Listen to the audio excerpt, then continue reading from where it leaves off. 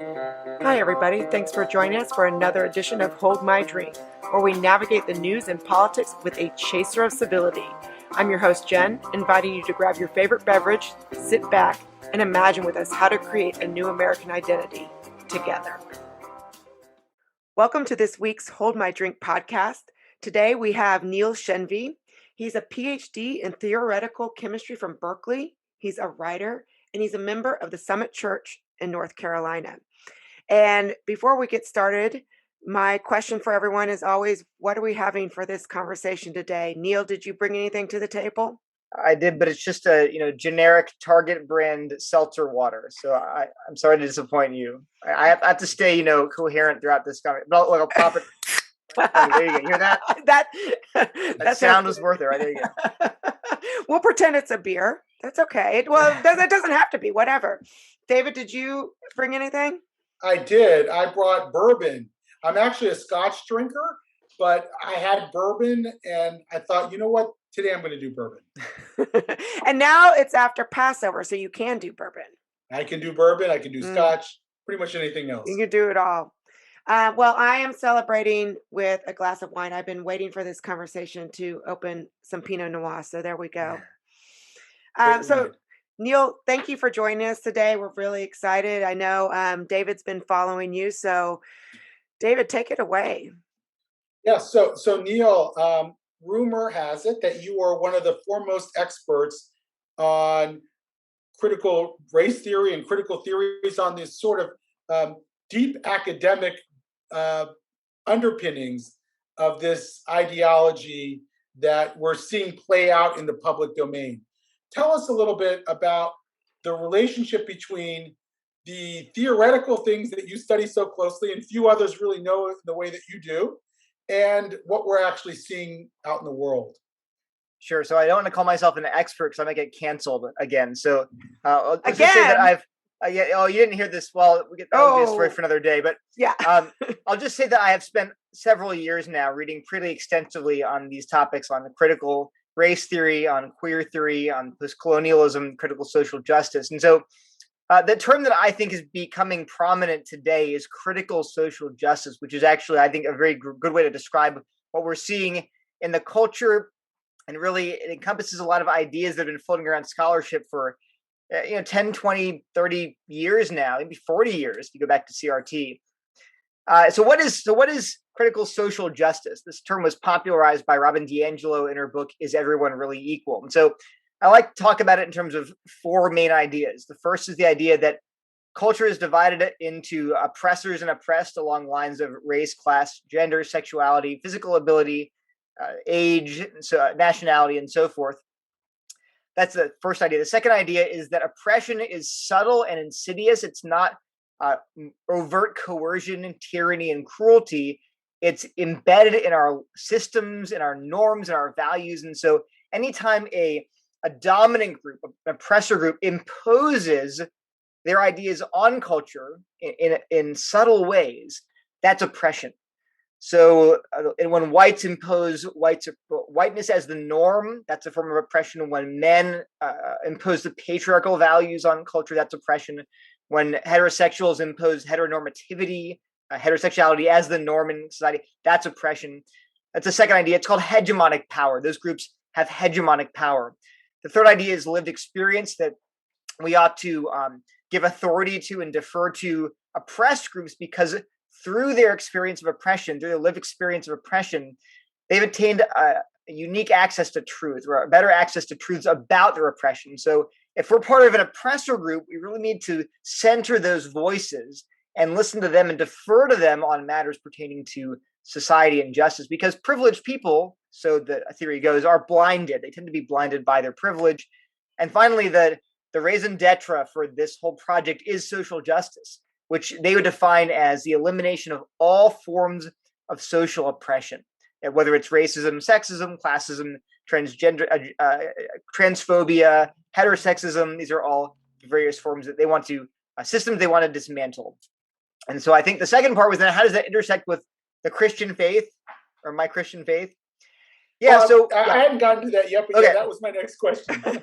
Well, okay, there you go. I anticipated it. So Brilliant. yeah, I became a Christian in graduate school through knowing my future wife Christina, and through going to church with her, and just through reading a lot of C.S. Lewis. I loved his books even prior to becoming a Christian, and when I became a Christian, just sort of realizing that I was not a good person. I needed rescue, and that God was offering it in Jesus, and that's when I became a Christian.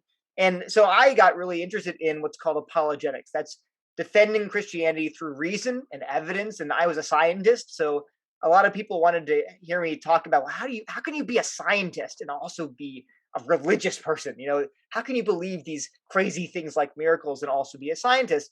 So for years, I was reading books by atheist authors like Dawkins, Jerry Coyne, Sam Harris, Christopher Hitchens, and reading books by Christian scholars and trying to show people that you don't have to abandon reason and evidence in order to embrace Christianity. Well, that was 10, 15 years. I was happy in my little bubble, and I really was apolitical. I was not a culture warrior. I was not concerned about how you voted, because my main concern was religious, was theological in nature.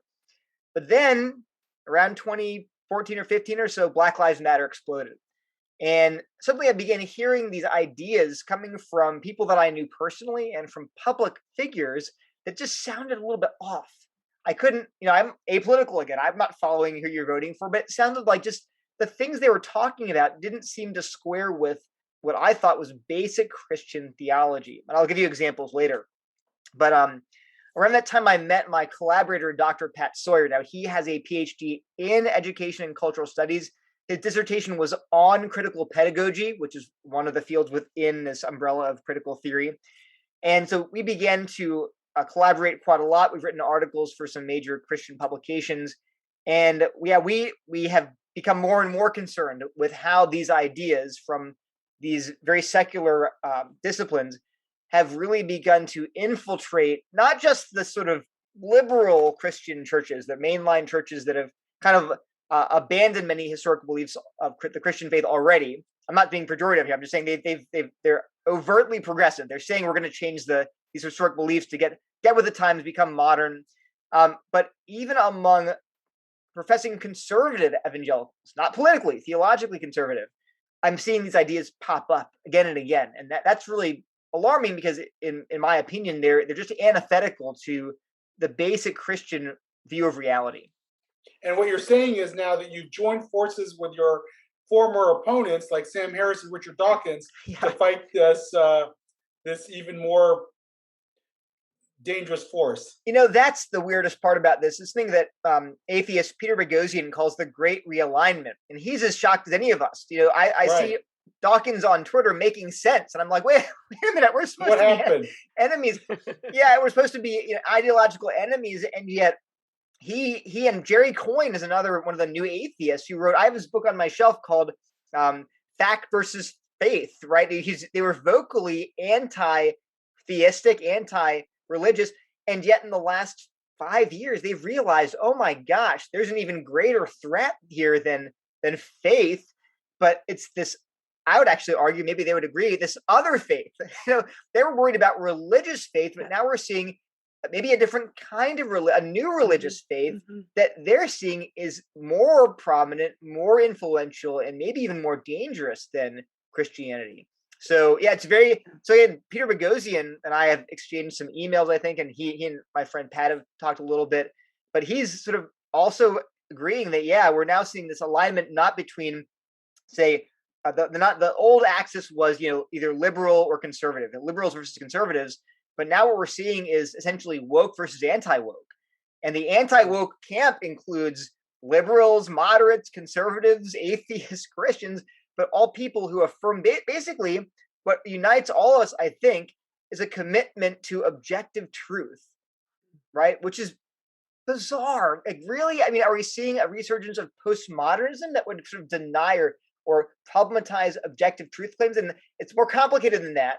But I think that is a serious divergence between how the old school atheists and the old school Christians and the old school liberals and classical liberals and moderates and conservatives viewed reality and how this new movement is viewing truth and really it's not you shared a common operating system in a way. Yes, yeah. Liberalism was the common operating system that said we can understand what reality gives us, and this is a threat to that very understanding that the former argument was predicated on. And well, the funny thing too is that if you talk to the people on the social justice side, the critical social justice side, they'll say, "Here's what unites you guys, besides being old white men." I mean, I'm not white, but whatever, close enough. What unites you terrible people on the anti-woke side is not besides being terrible old white men, but it's the Enlightenment. You're just modernists. You're rationalists. You're positivists. You are obsessed with reason and evidence and thinking of certainty and the power of human reason.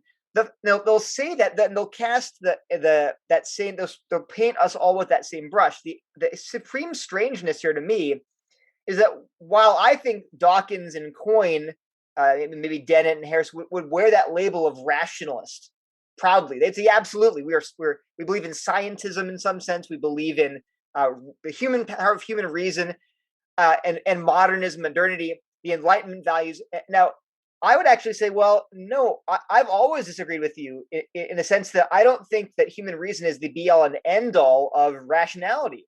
I don't think human reason is sufficient, as the Enlightenment would affirm. I don't think that that we have to rule out the supernatural. So, in a sense, I'm actually going back to the pre-modern view of reality. But even the pre-moderns, people like Augustine, right, old school Christian theologians from millennia ago, still believed that their human reason was a real thing. They didn't reduce everything to power dynamics. And so the real difference is not that we're all modernist rationalists, the children of the Enlightenment. I think the real difference is that we all believe that truth, objective truth, exists and can be known or approximated through human reason. Whereas the critical social justice crowd tends to see human reason itself and objective truth claims as bids for power. They're seeing everything through the lens of power dynamics. That's the difference. It's not Enlightenment versus, sophisticated post-Enlightenment thinkers. It's really people who think we can approach objective truth through reason, not only through reason, but and those who really would deconstruct reason itself as a bid for power. Yeah, I've got a question for you. You kind of touched on this already, that anti-racism is its own, or this critical social justice, if you will, is its own religion. As someone who's also a practicing Christian, I'm Protestant. I wonder sometimes, though, whether it's Christianity or Judaism or Muslim or any religion, do you think that this is coming and bubbling up in our society because we've kind of lost that faith? We've lost faith. We've lost something to believe in, and this is filling that place that I think all kind of humans feel like they need something to believe in, whether it's religion, and we're all here religious, so we can talk about religion, or just something else. Do you think that there's any role of us becoming more secular, to us latching on to critical social justice as a new religion of sorts? Yeah, I think that's definitely part of the equation. I'm not a cultural commentator. I can't give you a speculation about what caused this trend, but I do think part of it is the increasing secularization of culture. And postmodernism, old school, the high postmodernism of the 70s, maybe in the 80s, they just wanted to deconstruct everything, deconstruct all meta narratives.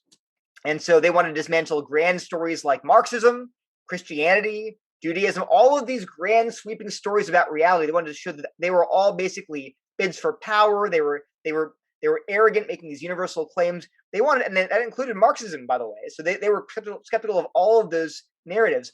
So we got rid of those as a society, a culture, sort of, except for some pockets of those crazy redneck Christians and Jews and Muslims, whatever, in various holes in the ground.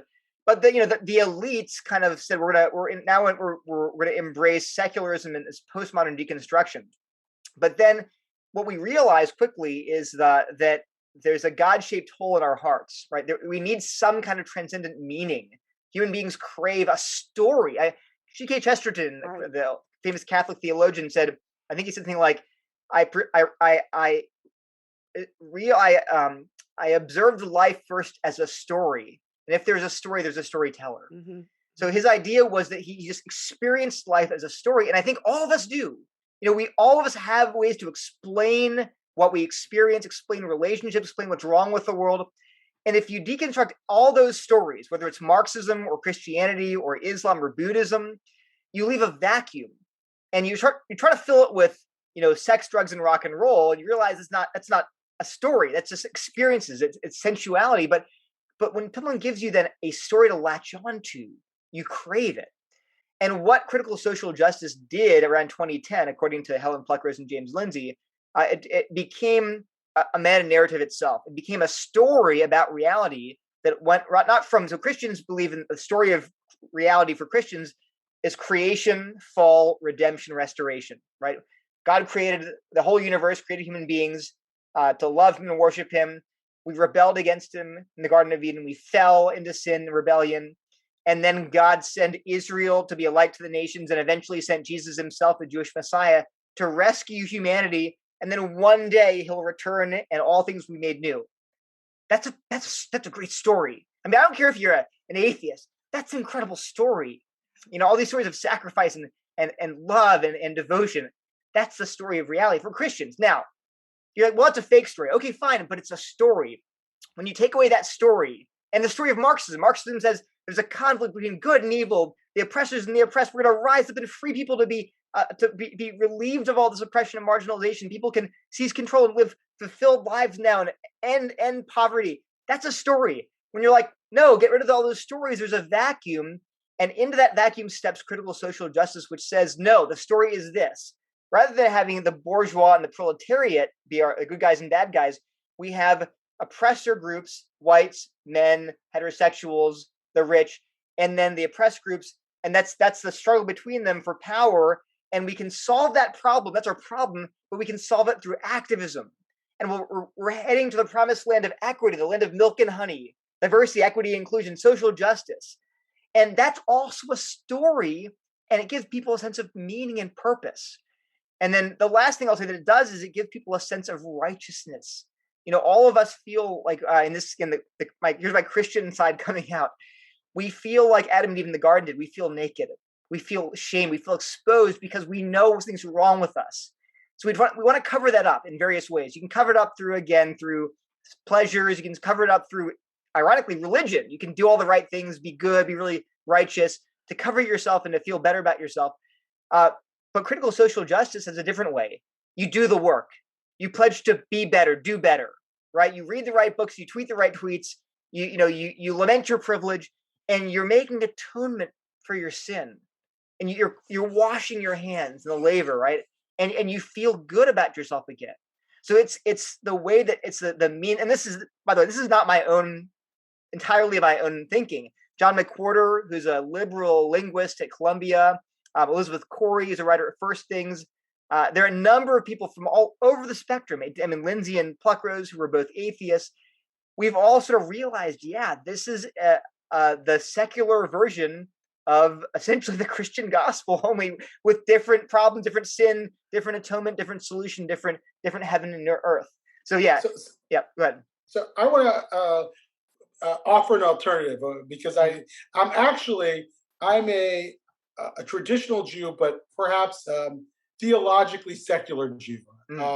Yesterday I was on the phone with a former colleague of mine who is an Orthodox Jew, and he's right now organizing to deal with a CRT initiative in his school system, and he was asking for advice. And we got into one of our typical arguments.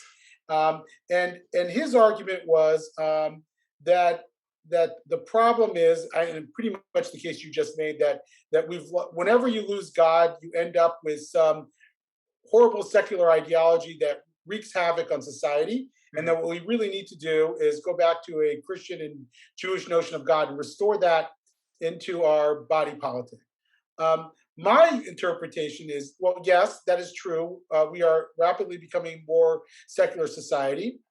but that the solution is not to return to Christianity or Judaism in the religious sense. I mean, as I said, I'm very culturally and traditionally Jewish, but rather to sort of impart critical thinking skills to the massive and scale up as quickly as we can, because simply put, we're not going to be able to reclaim those traditional forms of understanding and religiosity that we once had. And we may not be able to reclaim, by the way, critical thinking. And if that's the case, we're really in trouble if we can't do either one of those two things. But what is your view about that counter argument that I'm making about critical thinking really being the void that needs to be filled? So that is definitely one. I mean, so when you ask where did this come from, why is it so pervasive? Why is it so it's a tenuous hold on people, or it's got its hooks on people? Why? And there are many reasons. Again, one, it would be secularization leaves a vacuum, but another one, yeah, I think that people are just not good at thinking critically. I don't know why. Again, I'm not going to go on some tirade about the education system. I do homeschool my kids, so I'm teaching them critical thinking, but. So I don't know. I'm not sure. I think we do see with social media maybe and just the constant 24-hour news cycle, the importance of narrative. This is actually goes back to the sort of postmodern ideas, but we do see that both sides have narratives they're telling. And we've lost the ability to evaluate facts apart from a narrative. We just say, does this incident fit? Which narrative does it fit into? We don't ask what actually happened. What is actually true? We just say what's convenient for my narrative. What does this support? And I ignore things that don't fit my narrative, and I embrace things that do fit my narrative. So that's terrible critical thinking skills. But I think maybe again it's a product of just living in an age where we're bombarded by news all the time, and increasingly the news outlets are just telling stories. They're not even attempting to conceal their political allegiances. They just want to support their team. And so you really have to work hard. I mean, for me, I tell people this in my talks, just don't watch the news. I don't watch the news. I read books because I figure that if anything important happens, then in a year or two, I'll read about it in a book that I read. So I just think that's a good way to cultivate and hone critical thinking skills, is simply to turn off this stream of consciousness news cycle and focus on things, carefully constructed arguments. And what I also do is I read both sides. So lately I've been reading like 90% critical theorists, progressives, and atheists. Like 10% of what I read are fellow Christians, evangelicals, conservatives, just because I figure that's where my cognitive biases lie. Right? My inclination is to embrace that story, that those things that support that worldview. So I want to hear more loudly from the other side and figure out what am I missing because of my inherent inclinations. But yeah, if you want to promote critical thinking, amen. I'm all for that. You gave you said that there were some examples of why Christianity doesn't match with critical social justice. Can you give some of those where you think that there's a mismatch there? Yeah, there's so many. I mean, it's hard to know where to start. I mean, first of all, just sort of obviously, they both really are meta narratives. You can't have two meta narratives. The meta narrative is the overarching story for reality, and so you're either going to see our main problem, for example, as sin, rebellion against God, or you're going to see it as oppression, which is a sin, but it's not the only sin. So, but which is going to be the main problem that human beings have? What's the solution to the problem? Is it going to be redemption through Jesus, or is it going to be activism? Where are we heading? Are we heading for a new heavens and new earth? Are we heading to society where diversity, equity, and inclusion have become, a core feature of society? Those are, again, they're taking you in two different directions. And so you'll be forced to choose between which reality do I think I'm living in. You can't really live in both. Maybe the second biggest problem is that of epistemology, meaning how do we know the truth? So critical social justice emphasizes lived experience as the main way that you know truth. And in fact, if you tell someone that they share their lived experience with you as a person of color, as a woman, or as an LGBTQ person, and you say, well, I hear what you're saying. I totally believe your testimony about your own experiences. But if you look at the data, the actual surveys and studies and scholarship on this issue, your lived experiences, while they're true for you, they don't reflect actual objective reality for most people, according to the data. Well, critical social justice says that's because the data was created by old white men to perpetuate white supremacy and patriarchy and heteronormativity. So critical social justice scholars don't really, almost at all, do really careful analysis of the data because, again, they're working primarily on these counter narratives. The counter narratives tell us what reality is really like. Now, how does that play out in religion? Well, it doesn't work because the first thing you'll realize living in a pluralistic society is that people's lived experiences when it comes to theology are just incompatible. A Sufi Muslim might say, well, my lived experience is that I know Islam is true. Charismatic Christian might say, well, I've experienced the Holy Spirit. I know Christianity is true.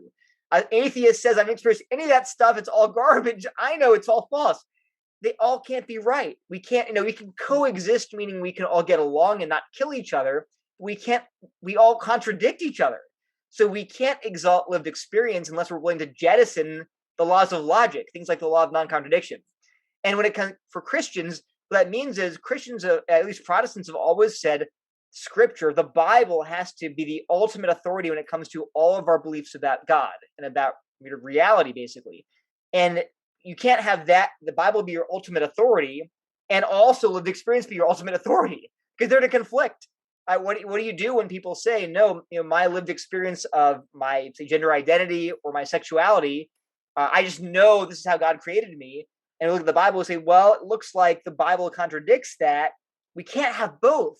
And so we're going to be forced to choose what is going to be our ultimate authority. And there are another big one. This is, I think, what we're seeing in culture as well outside the church, but it's really clear in the church too, is that Christianity emphasizes human unity in many different ways. So, and the number one, the doctrine of the Imago Dei. This is in Genesis 1 and 2.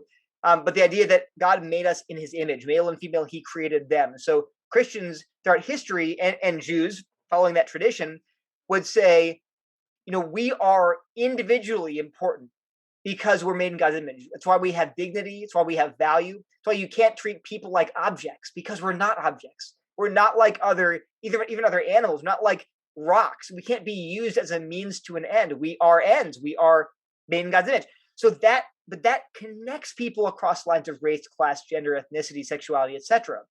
The second doctrine is Genesis 3. We're all united in sin. We've all rebelled against our Creator. And so I can't look at that guy. Oh, that guy's the worst. He's an old white male. Well, he's a sinner, and so are you. And so there's this humility that comes with saying, Miroslav Volf, who's a Yale theologian, calls it solidarity in sin. He came out of the Balkans during the genocide there, and he said, I can look at the most vicious, brutal, militant ethnic cleanser and say, in our hearts, we both have the same malady and affliction. So I can even find solidarity with the ultimate oppressor. And yet critical social justice would say, no, you're not an oppressor, you're oppressed. So that's a second doctrine of solidarity within Christianity. And then finally, Christianity says you all need one savior. There's not like a savior for men and a savior for women and a savior for Jews and a savior for Gentiles. There's Jesus. And you all come in then to the church as brothers and sisters. I mean, this is what the New Testament talks about. It constantly calls Christian brethren, brothers. It's familial language. And that's impossible to square with an ideology that divides you into oppressors and oppressed. I mean, I can't walk into a church and be like, oh, an oppressed Christian, oh, an oppressor Christian, an oppressor Christian, oppressed Christian.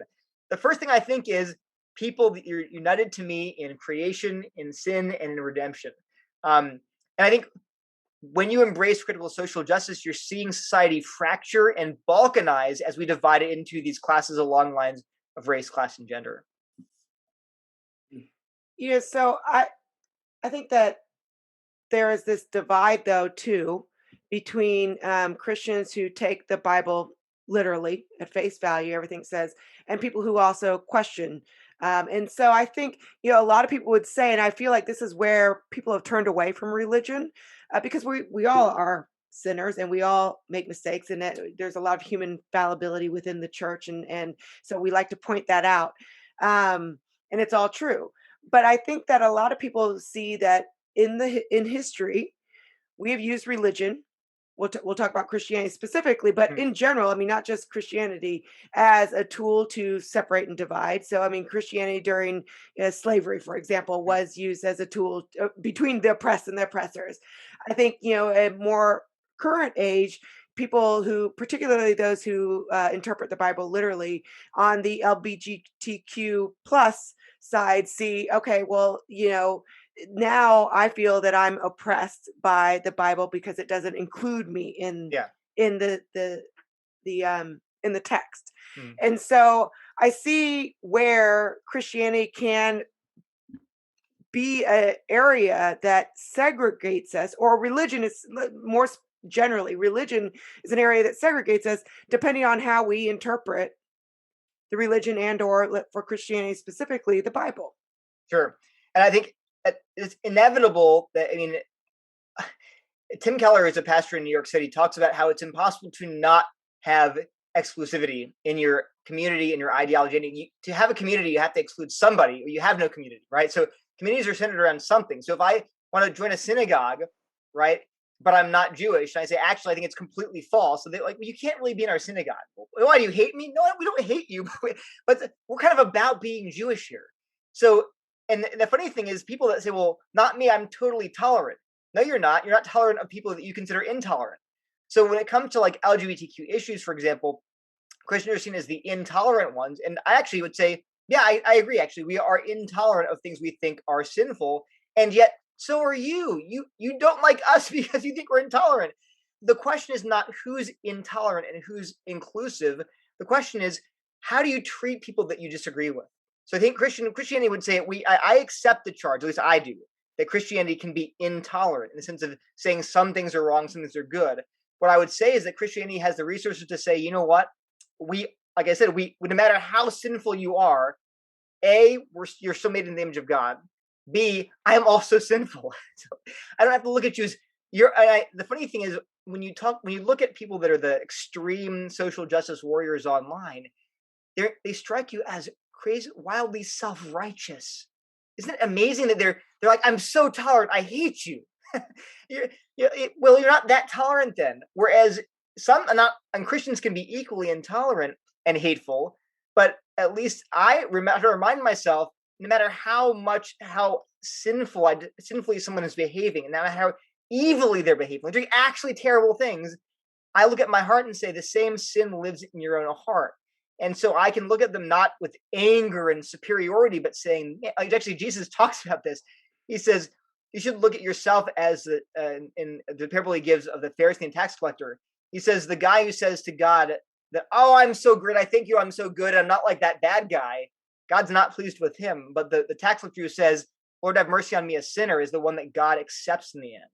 So anyway, I agree that there's differences in terms of interpretation of sexuality and things, but I would challenge the idea that we don't really have tolerant and intolerant people. We have various kinds of intolerant people. The question is how we treat each other.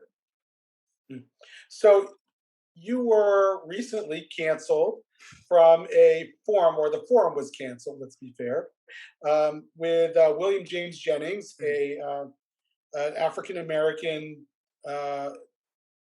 critical race thinker, I think. I mean, tell me a little bit more about him.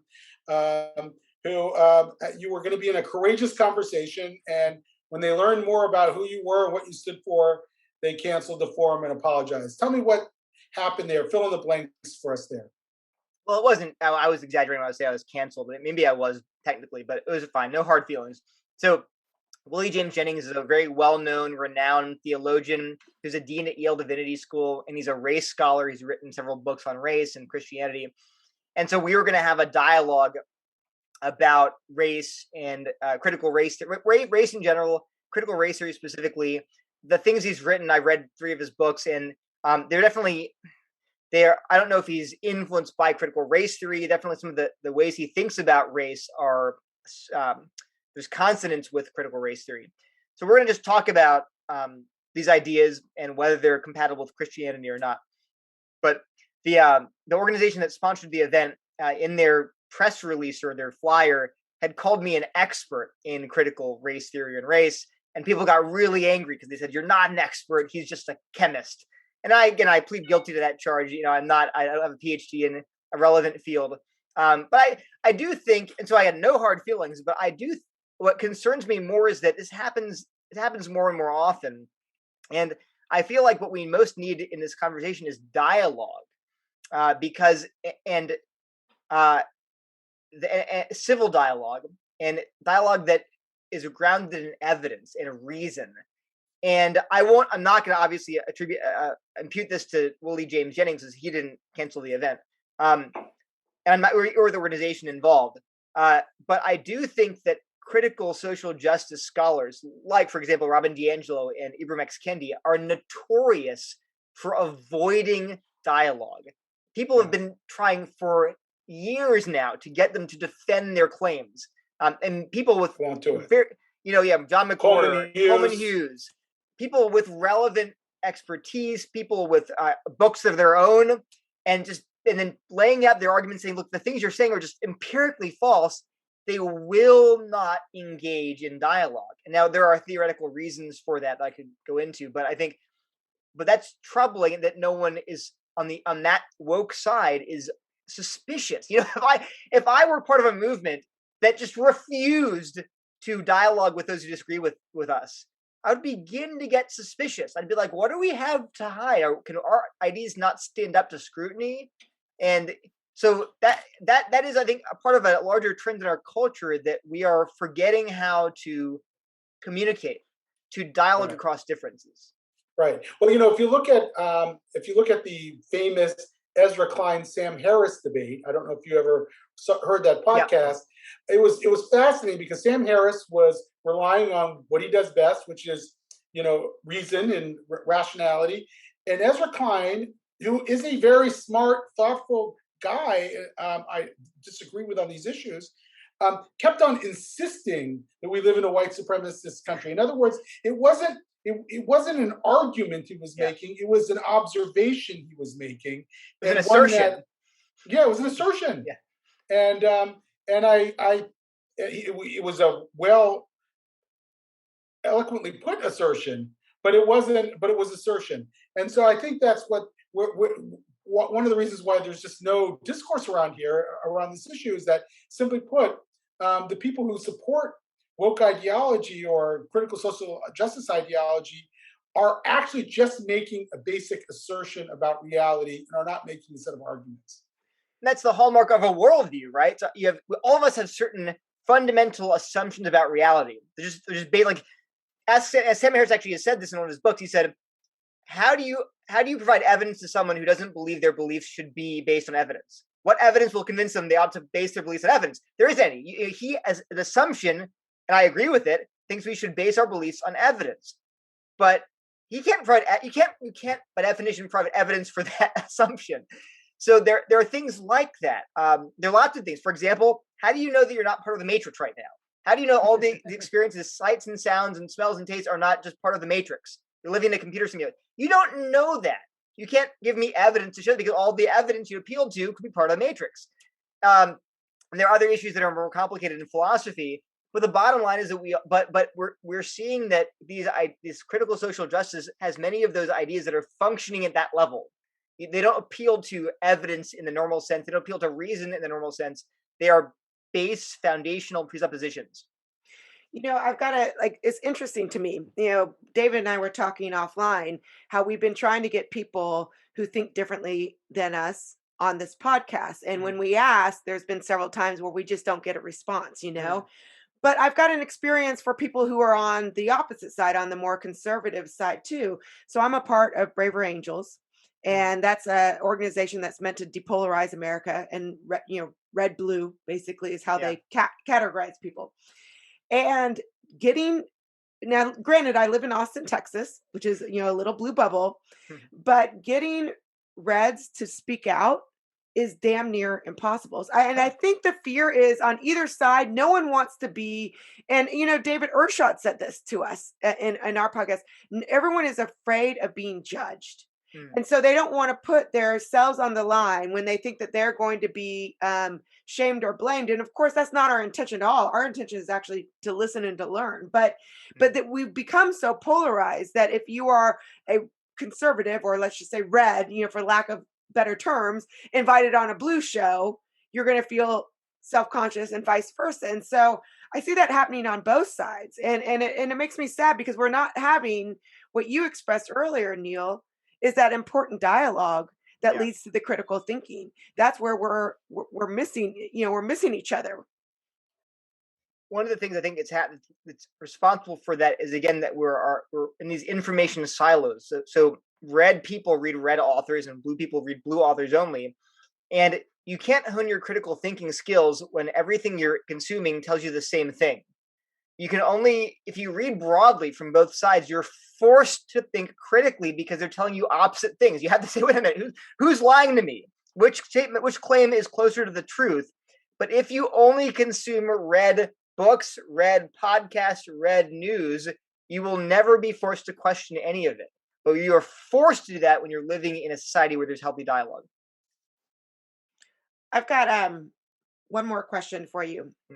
So you said that you studied apologetics, which I find very fascinating, which is Yeah. defending Christianity through reason and logic.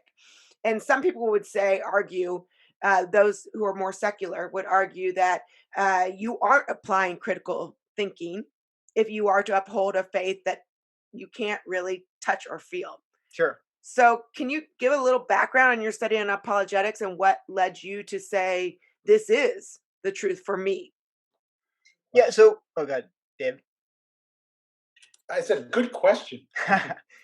Yeah. So actually, I have a book could be coming out next spring or maybe June 2022 with Crossway on apologetics. So if you are interested in that subject, it's a whole book that I wrote, so you can read it. Absolutely. What I will say is that most Christians they embrace Christianity not because of what we would consider objective external reason and evidence, right? Most people, and I'm not saying none do, I'm saying most don't.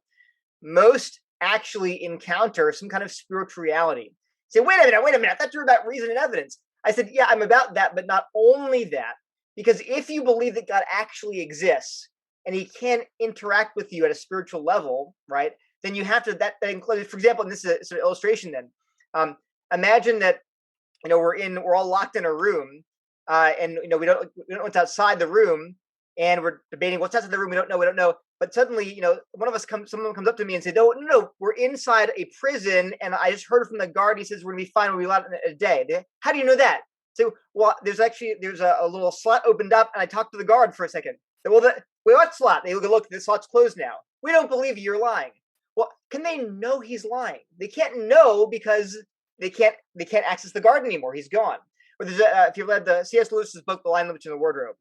Lucy goes into the wardrobe. Love and that book, by the way. Yeah, she goes to the wardrobe. She meets the fontumnus. She is there for hours having tea. She goes there twice for hours, and she comes back, but she has no evidence. And her brother and sister are like, look, we can't believe you on the basis of this claim you make. Now, by the way, I think they are right. They can't believe her on the basis of her experiences. But here's the question: should she believe her? Should she say, no, that's right, I can't prove to you that I experienced this, so therefore I didn't experience it? No, she's justified in her experience because in believing her own senses. Well, if we believe that there is what Calvin called the sensus divinatus, that we can experience God at some level, just not subconsciously, but if we just know he's there somehow. And then, by the way, this is very simplified. I go into this in much more detail in the book. We have to be open to the possibility that there are other ways to get access to reality. And again, I'm not saying much about that. I'm saying there are dreams and visions. There are, I believe that, not me personally. I didn't have dreams and visions to become a Christian. Are there other things like answered prayer? Yes, absolutely. I believe in that. I'm not saying it's the only way. I'm just asking the atheist to be a little bit more open-minded. If you want to, I can give you the kind of evidence that you're looking for. So if the atheist says, well, give me some hard numbers, give me some facts, give me some, I can do that. And in my book, I talk about things like the argument from fine-tuning, the Kalam cosmological argument, various traditional arguments for God's existence. But I'm also saying there's more to it than you're willing to allow. You're having a very narrow definition of reason and evidence. And ironically, at the beginning of the show, I said, people accuse me of being an Enlightenment modernist rationalist. I'm saying, no, I'm a pre-modernist. I'm appealing to a notion of human reason that's beyond this very narrow understanding of the Enlightenment and the logical positivists of that 20th century. So anyway, here's just one little teaser thing. One really argument that'll be a stone in your shoe, maybe if you're an atheist. very common argument is if God doesn't exist, morality doesn't exist. If God doesn't exist, there's no absolute objective standards of right and wrong. Okay, and people go back and forth on that. Here's a different argument. If God doesn't exist, the kind of God we find in the Bible, who commands us to seek the truth, because the Bible's full of commands to seek wisdom, seek knowledge, pursue it like treasure, pursue the truth. So if that kind of God does not exist, then we have no moral obligation to pursue the truth. We might do it for fun. We might do it for instrumental gain. Like, it's good to know the truth so I can create medicine and heal people that are sick, and I want to do that. So, but there's no, I don't have a moral obligation to pursue the truth, right? I can do it for instrumental reasons, like maybe I want to cure world hunger. Maybe I want to develop technology. But okay, so if there's no God, then I'm not commanded by some moral, I don't have a moral obligation to seek the truth. So here's the question. To the atheist, if you come to me and say, you are a Christian, you should abandon your silly religious dogma and seek to know the truth of atheism, I would respond to them. I'd be fair for me to say to them, okay, if God exists and I have a moral obligation to seek the truth, then I can see why I ought to seek the truth. But you're an atheist, right? So on what basis do you say I have an obligation to seek the truth? Because I'm happy as a Christian. I'm fulfilled. I'm happy. I have a hope for the future. I can understand suffering. I can even embrace it, knowing that God loves me. So I'm happy as I am. But you're urging me to abandon my beliefs that I'm comfortable with and to seek the truth. Well, why ought I do that? That's a moral command. Where's that coming from? They can't appeal to God. So there are various ways that atheists have tried to explain where moral imperatives come from, but they're complicated. And for reasons I won't go into, it becomes very hard to say why people ought to seek the truth if that kind of God doesn't exist. So it's paradoxical. The atheist doesn't have an objective reason to seek the truth, but Christians do. So it turns the tables a little bit and says, you justify why I believe we should pursue the truth as a Christian, but why do you as an atheist? Yeah, that's interesting. I've got David. Unless you've got something, I've got one last question for you, David. Do you have something else before I? It's all right. Okay. We'll continue that another time. We've got a lot to follow up on. Sure. You said something in that explanation, though, that I wanted to push back on. Yeah. You said that you can't talk about with Christianity, and there's things that you can't see, and so there's like a lived kind of spiritual experience, right? That you can't explain because you can't see it. Isn't that kind of what social justice is saying too? Yeah, so this is actually interesting because I actually agree. So I think, and this is going to sound strange, I think a lot of this critical social justice meta narrative, it works so well, and this is because I'm a Christian, because it's corruption or a twisting of Christian theology. I believe Christian theology is true. I believe the Christian meta narrative is true. That's why it's compelling, because our hearts yearn for the truth in some sense, and because of that, it meets our needs. It's meant to. Again, Chesterton said, if I find a key that fits a lock, it was made by the lockmaker. The key was made by the guy who made the lock. So if I find a religion that meets my religious strivings, it was made by if Christianity fits the lock of my heart, then Christianity was made by my heart maker, right? And there's something like that. So I think that the reason why critical social justice is successful is because it's taken Christian ideas like original sin, depravity, that's whiteness and patriarchy. It's taken redemption, atonement, that's doing the work, that's being better, that's doing these ritual cleansings from your whiteness. It's taken redemption and made it into material terms like equity and diversity. That's why it's successful. And lived experience, then, there is a sense in which we can know certain things through lived experience, like, again, the reality of God's existence, and even in some sense who he is, that he's there. God, Paul talks about this in Romans chapter 1, that he's a God of glory and power based on what he's made. But that's why, I'm not poo-pooing the idea that lived experience can tell you the truth. I'm questioning whether it always does. Like I said, Muslims will claim that their lived experience points to Islam, Christians to Christianity, maybe some Jews to Judaism, Buddhists to Buddhism. So and this is why in the public square, then, when I enter into dialogue with atheists or Muslims or agnostics, that's when I appeal to public evidence. So I don't go to a Muslim and say, you should be a Christian because I had a lived experience. Just like Lucy can't really go to Peter and Susan and say, you should believe in Narnia because I met Fontumnus. Actually, in the book, she's kind of like, yeah, maybe I don't know. But so in the public square, when I go to a Muslim, I say, look, I have my lived experience and you have yours. But in the public square, let's talk about public evidence now. But that's what critical social justice will not do. See, they want to come with their lived experience and say, here's my lived experience. Now you bow to it. That's the difference. Whereas I, as a Christian, I say, yeah, absolutely. I'm a Christian with my lived experience. You're an atheist. You're a Jew. But here, when we meet to discuss policy, when we try to shape a craft of society together, we're going to appeal to reason and public evidence. So does that help?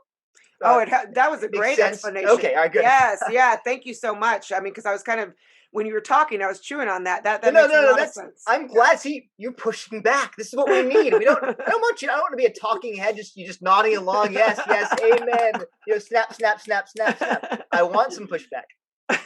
Well, and I appreciate that too. I mean, like in my faith, particularly, I'm in a Presbyterian, and we are particularly known to be questioning, and so it's interesting to because there is that literal translation, and even within Christianity, we have our own like differences, right, and divisions and whatnot. I mean, you've got your some faiths that if you don't believe the Bible literally, you're going to hell in a handbasket, and other ones where you're supposed to be questioning. So. No, that was a very thoughtful response, and now I feel like I can grasp it a little bit better. Buy my book; it's all in there. I can't wait. No, I really can't wait. We're gonna have to mention it in the podcast for sure. We'll bring you back too. Yeah, great. Yeah, absolutely. Enjoy it. Thank you for listening to this episode of Hold My Drink. Like or subscribe to the show and check out the show notes for links to source material and to our website where you can find what each of us is reading every week, different news with different views. If you have a topic that you would like us to explore, drop us a line. And join us next week as we say, hold my drink, and the conversation gets real.